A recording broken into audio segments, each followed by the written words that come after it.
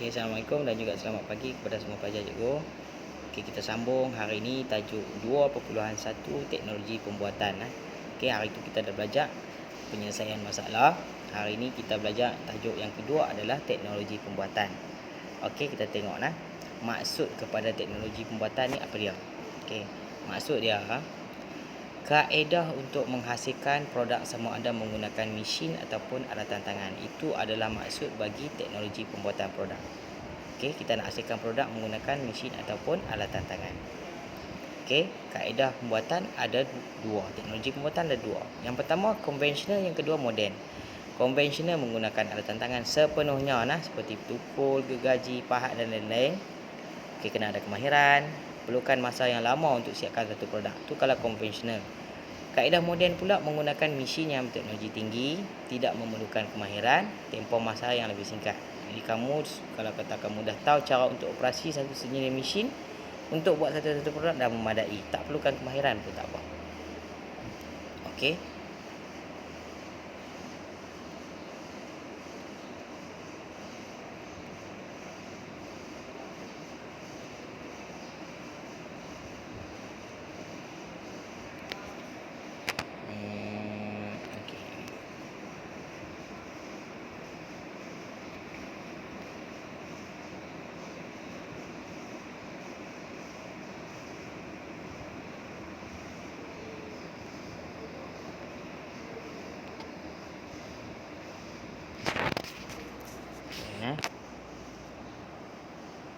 Okey, kita sambung.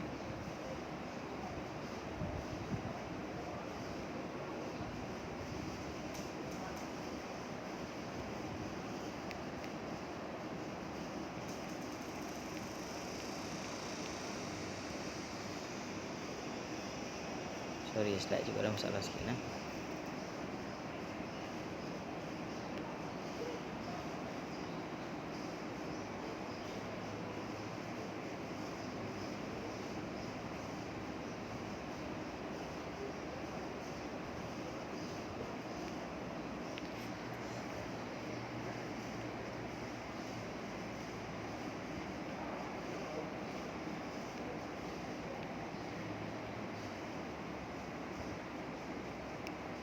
Okey.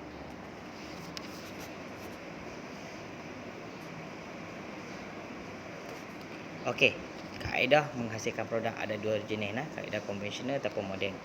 Okey, kalau kamu tengok gambar tu, konvensional macam itulah, penukul kita ada, penimbang air secara manual ada, kemudian pahat. Okey, kaedah moden pula kita ada mesin. Penukul tu kita ganti dengan mesin yang kita sambung kepada air compressor ataupun pemampat udara untuk kita penukul. Jadi kita tak perlulah guna tekan tangan untuk kamu paku nak tekan paku masuk. Kita cuma gunakan air compressor dan disambung kepada mesin ni untuk kita masukkan paku. Senanglah. Okey, kemudian kita ada penimbang air, kita gantikan dengan laser. Khusus untuk orang pesantai ke apa-apa. Jadi tak perlukan nak timbang air pakai secara manual. Kalau kata pahat, kita gantikan dengan mesin pemotong Okey. Ini adalah perbandingan untuk kaedah konvensional dan juga moden Okey. Kaedah konvensional, kaedah penggunaan dia tidak memerlukan tenaga elektrik. Memanglah kan dah nama pun alatan tangan boleh dibawa ke mana-mana. Dia tenaga elektrik tak perlu. Tapi ada masalah lah bila tak perlu ni, sepenuhnya menggunakan tangan, dia akan ada isu lain pula yang akan timbul. Nanti kita akan tengok Okey, kalau kaedah moden ni pula memerlukan tenaga elektrik. Okey, dia beroperasi menggunakan tenaga elektrik. Okey, dari sudut penggunaan masa. Okey, tempoh masa memotong yang lama, dah gunakan tangan kan, kena pula kayu besar, kamu nak potong, dia ambil masa. Kalau kata kita menggunakan kaedah moden ni, dapat memotong dengan cepat. Okey, tenaga memerlukan tenaga manusia yang banyak untuk kaedah konvensional. Kalau kata kaedah moden ni tidak memerlukan tenaga yang banyak untuk kamu buat. Okey, kualiti dan juga estetik ni maksud dia nilai seni lah, hasil seni. Kualiti dia, hasil pemotongan tidak tepat lah kalau kaedah konvensional ni, pasal menggunakan tangan sepenuhnya.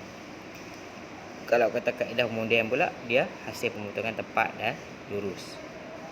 Okey, seterusnya Fikirkan satu produk teknologi pembuatan bagi konvensional dan moden yang memberi fungsi yang sama. Kita buat jadual perbandingan. Okay, kita tengok lah.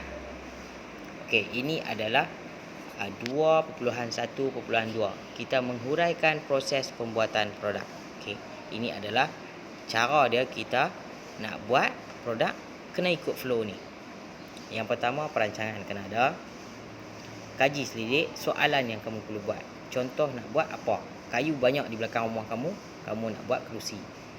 Perancangan nak buat kerusi. Soal kaji selidik, apa kamu perlu buat? Okey, berapa tinggi kerusi? Berapa besar kerusi? Kayu berapa banyak nak pakai? Okey, nak pakai medium apa? Nak pakai mesin ataupun kamu nak pakai tangan.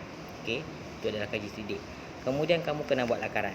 Okey, setiap produk yang dihasilkan semuanya kena ada lakaran dulu. Okey, kalau mana ada orang ambil kayu potong-potong-potong, paku-paku jadi kerusi, tak ada. Dia mesti ada lakaran dulu baru dia boleh hasilkan produk yang dia nak. Kemudian kita buat mockup dan juga model. Mockup ni adalah produk yang kita buat bukan menggunakan bahan sebenar lagi. Okey, kita tak buat menggunakan bahan sebenar. Contoh kalau kita nak buat kerusi menggunakan kayu, mungkin kamu buat guna batang aiskrim dulu, kecil. Okey, buat kecil.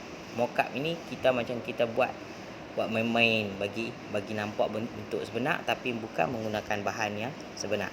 Okey, nak buat bagi bentuk kita boleh nampak secara real, bukan di atas kertas lukisan. Itu adalah mockup. Model pula adalah produk yang kita hasilkan gunakan bahan sebenar tapi tak ikut saiz.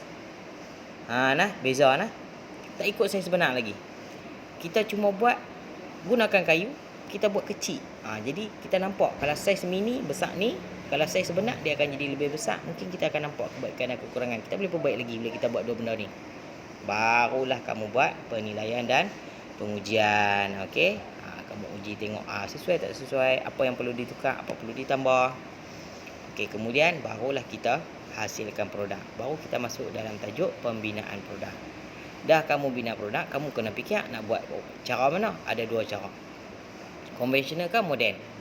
Okey, gunakan alatan tangan jadi kaedah konvensional.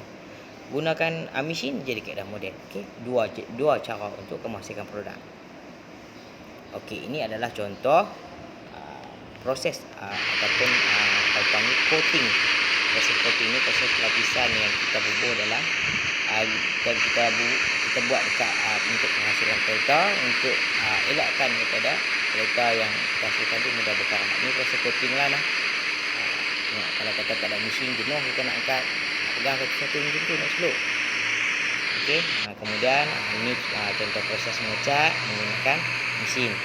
Lebih tepat, hasil dia lagi cantik nah daripada menggunakan tangan. Kalau tangan ni macam kita tahu lah, ada yang bahagian tak kena mata manusia kan. Gunakan mesin ni dia takkan jadi macam ni. Okey, hasil dia lebih elok. Okey, seterusnya ni proses semburan cat sebenar. Okey. Ya, itu contoh nah. Okey. Ini adalah perbandingan. Okey, perbandingan untuk kaedah konvensional dan moden. Okey, kita ada kaedah penggunaan, masa, tenaga, kualiti dan juga kemahiran. Okey, kita tengok satu-satu. Kalau kata kaedah penggunaan konvensional ni manual lah. Kalau kata moden ni memerlukan tenaga elektrik yang dikawal secara otomatik. Okey. Okey, masa, tempoh masa memotong yang lama. Kalau kata menggunakan kaedah moden, cepat dan tepat. Tenaga tidak memerlukan tenaga manusia yang banyak bagi kaedah konvensional. Bagi kaedah moden ni tidak menggunakan tenaga manusia kerana dilaksanakan oleh robot dan juga mesin sepenuhnya. Manusia ni cuma pantau saja sama ada masalah apa-apa belakang nah. Okey, kualiti dan juga estetik nah. Ni dari sini. Kurang kemas kalau kata kaedah konvensional kerana faktor kelemahan manusia mesti ada. Potong tak sama lah, kamu cat tu bahagian tu tebal sikit, nipis sikit. Kalau kata kaedah moden ni proses penyemburan yang lebih sekata dan tiada kecacatan. Okey, kemahiran untuk kaedah konvensional ni kena ada kemahiran yang tinggi. Pasal semuanya dibuat menggunakan tangan. Kalau kata kaedah moden ni tidak memerlukan kemahiran tetapi pengetahuan. Okey, dalam pengoperasian mesin ni lah. Okey, fikir dan pilih satu produk. Buat perbandingan proses pembuatan produk tersebut. Okey, contoh 2.14. Kamu nak pilih, kamu nak buat produk kamu perkara pertama yang kamu perlu buat adalah membuat lakaran model 3D bermaklumat. 3D. Apa maksud 3D tu? 3D itu adalah 3 dimensi. Dimensi apa? Satu. Dimensi yang pertama, pandangan atas. Dimensi yang pertama. Dimensi yang kedua, pandangan hadapan. Dimensi yang ketiga adalah pandangan sisi. Okey, itu adalah maksud kepada pandangan 3 dimensi nah. Okey. Ini adalah contoh lukisan 3 dimensi. Dekat situ kamu boleh tengok daripada sudut atas pun boleh nampak, sudut pandangan hadapan pun boleh nampak, dan juga pandangan sisi. Okey, dekat situ pun kita nyatakan siap-siap saiz dan juga ukuran. Okey, saiz dan juga ukuran. Sebab tu dia panggil model 3D bermaklumat nah. Saiz dan juga ukuran pun dinyatakan dalam lukisan tu. Ni contoh produk yang kita nak buat. Okey. Produk ni mungkin produk ni adalah pemberat kepada kertas. Contoh nah. Okey, maklumat pada lakaran. Apa perlu ada? Yang pertama, okey, kita kena ada dimensi. Okey, itu adalah dimensi lah yang ada anak panah dan juga garisan anak panah itu adalah dimensi. Maksud dia panjang dia berapa, ukuran dia berapa. Kemudian yang kedua kita kena ada warna. Yang ketiga kena ada reka bentuk. Reka bentuk ni kita hasilkan reka bentuk lah, takkan kita nak buat kotak saja tak ada reka bentuk kan. Okay, kemudian bahan apa kita nak pakai. Okey, ini contoh lakaran yang kedua kita boleh buat. Nak buat kerusi saja, itu contoh lakaran yang kita boleh hasilkan. Okey, lakarkan 3 idea pemberat kertas yang ingin dihasilkan. Okey, jadi tadi contoh yang kamu tengok itu, yang 3D bermaklumat itu adalah pemberat kertas. Okey, lakarkan 3 idea pemberat kertas yang ingin dihasilkan. Pastikan lakaran anda bermaklumat dan memenuhi jadual analisis yang dipelajari. Okey, analisis. Analisis lakaran akhir model. Apa yang kamu perlu ada untuk analisis ni? Soalan dia yang wajib ada. Ini soalan dia. Yang pertama, adakah rupa bentuk menepati kehendak projek brief? Ya atau tidak? Kemudian tulis catatan. Okey. Ada 6 soalan.